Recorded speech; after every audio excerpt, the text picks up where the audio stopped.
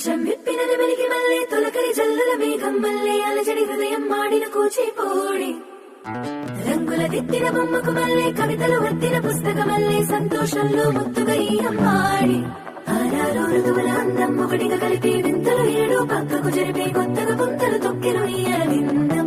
అమ్మమ్మో తాండవమాడే కృష్ణుడి నుండి వేణువు గానం తీయగ పండి రాధకు ప్రాణం ఉప్పొంగే ఆనందం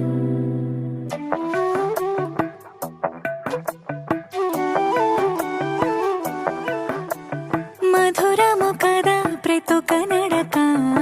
నీతో కలిసేలా తరగని కథ మనదే కనుక